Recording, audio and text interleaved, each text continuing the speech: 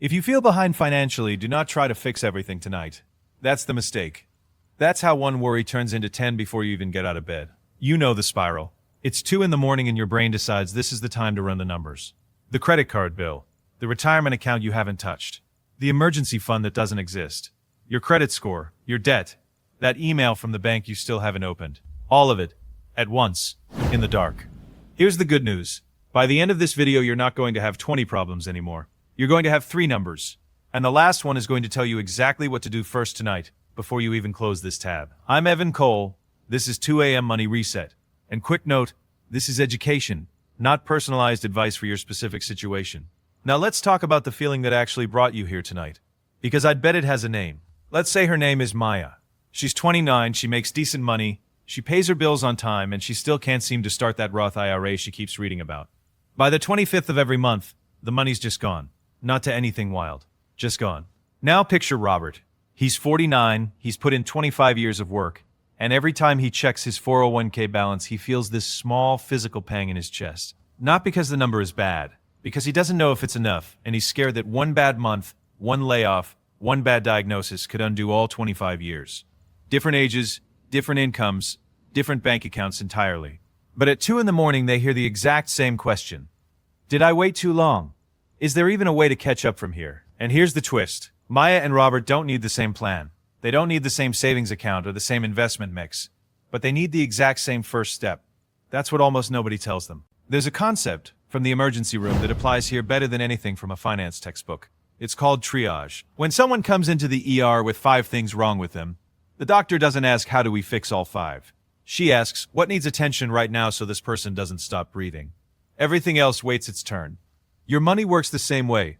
Not every problem you're carrying is equally urgent, even though they all feel equally loud at 2 in the morning. The retirement account feels loud. The credit card feels loud. The empty savings account feels loud. But loud and urgent are not the same thing, and mixing them up is exactly what keeps you stuck. So here's the triage. 3 numbers, 3 phases. Monthly margin, that's stabilize. Emergency cushion, that's protect. Retirement, direction, that's grow. In that order every time, no matter what your income looks like or how old you are. Let's start with margin, because everything else depends on it. Margin is just what's left after your necessary expenses. Not your fantasy budget, the one with a meal plan and a gym you actually go to. Your real, messy life. Housing, utilities, groceries, gas or a transit pass. Insurance, the minimum payments on your debt. Childcare if you've got it. Add all that up, subtract it from what actually lands in your account. And what's left is your margin. Now here's the question nobody wants to sit with. Is there anything left? Even $50? And if the honest answer is no, if the number is negative, I need you to hear this part clearly. That is not a failure of investing. It's not because you picked the wrong stock or missed some secret trick. It's a pressure problem. And a pressure problem gets solved in the stabilize phase, not the grow phase. Think of it like a rowboat taking on water. If there's a hole in the floor, you don't stand around debating which direction the wind is blowing, you find the hole. One hole. Not 5, not the whole boat, just the leak that's actually sinking you tonight. So here's the one thing to actually do this week. Find 1 expense to cut, 1 subscription to cancel, 1 bill to call and renegotiate. Just 1. Not a full overhaul of your entire financial life. 1 single change that moves your number from negative to 0, or from 0 to $50. Because here's the part that matters more than the dollar amount. That first win isn't wealth, it's space. And that space is proof, real proof, that you still have some control over this. Even on the night it felt like you had none. Okay, so once you've got even a little margin, here's where it goes first. Not the credit card, not the 401k. A cushion. An emergency cushion is just cash, sitting somewhere separate waiting for the stuff life throws at you without asking permission first. The car repair, the ER copay, the dentist appointment you've been putting off that turns out to be a root canal. That's all this is. It's not an investment. It's not supposed to grow. It's supposed to sit there and catch you. And here's why this gets its own number. Instead of just living inside savings as a vague idea. The Federal Reserve looked at this in 2025 and found that only about 63% of adults could cover a $400 emergency using cash, or something close to it. Sit with that for a second. That means more than a third of adults are 1 flat tire away from a credit card or a payday loan, or a call to family that makes their stomach hurt just thinking about it.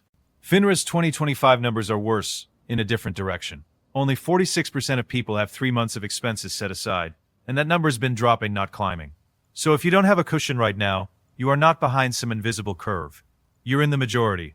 Now, most advice here tells you to save 3 to 6 months of expenses. And I want to be honest with you. That goal is Everest in flip-flops at midnight. It's not wrong, it's just too far away to be useful tonight. So forget 6 months. Forget 3.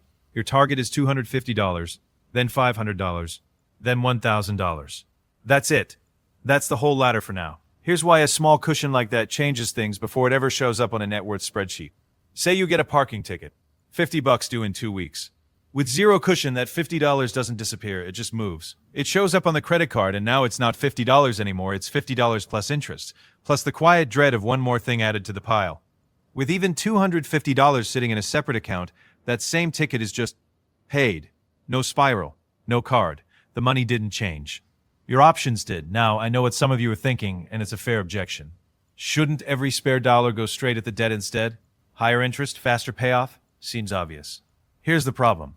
If you send every dollar to debt and keep zero cushion, the very next surprise, and there's always a next surprise, goes right back on that same card. You pay it down with one hand and reload it with the other. You're not making progress, you're just moving in a circle that feels like progress. So the order matters. Build the starter cushion first, then turn everything you've got toward the debt. Protect before you attack. Now let's go back to Robert for a second, because his fear has a very specific shape. It's not vague anxiety. It's a number. He ran his information through a retirement calculator once, and it spit back something like 1.5 million, maybe 2 million, as what he supposedly needs. That's the kind of number that makes a person close the laptop and never open that calculator again. So let's set that number down for now, because it's not the question that matters at 2 a.m. The only question that matters right now is direction. Are you moving toward the goal, or away from it? That's it. That's the whole thing. Here's a way to think about compound interest that cuts through the jargon. It's just your money earning its own money. You put some in, it earns a little, and then next year, it earns on the original amount plus what it already earned. It's a snowball, and a snowball doesn't need to start big. It just needs to start rolling. Vanguard's 2026 data on this is worth knowing. 45% of plan participants recently increased their contribution rate. They didn't suddenly get rich, they didn't crack some code, they just changed direction by 1% or 2, and let time take it from there. For Maya, direction means something simple. Let time do the work it's built to do. She's got decades ahead, and even a small contribution now has years to compound before she needs it. For Robert, direction means something different. It means refusing to let embarrassment steal the next 20 years the way the last 25 already felt uncertain. And if he's over 50, the IRS's 2026 catch-up contribution rules give him a real tool here, not a guilt trip, a way to put in more than younger workers can, specifically because he's closer to needing it. But notice why this is number 3, not number 1. No margin means there's nothing to contribute in the first place. No cushion means the first flat tire turns into a 401k loan, and now you're paying yourself back with interest for a car repair. Grow only works once, stabilize, and protect are already holding. So here's where Maya and Robert landed. Maya found $80 in margin and split it, half to her cushion, half into her 401k. Robert bumped his contribution by 1% and realized he's still got 18 years for that snowball to roll. Stop asking how to fix your whole financial life tonight. Just ask one question. Are you stabilizing, protecting, or growing? Comment which word fits where you are right now. Subscribe for the next reset, and I'll see you in the next one on screen.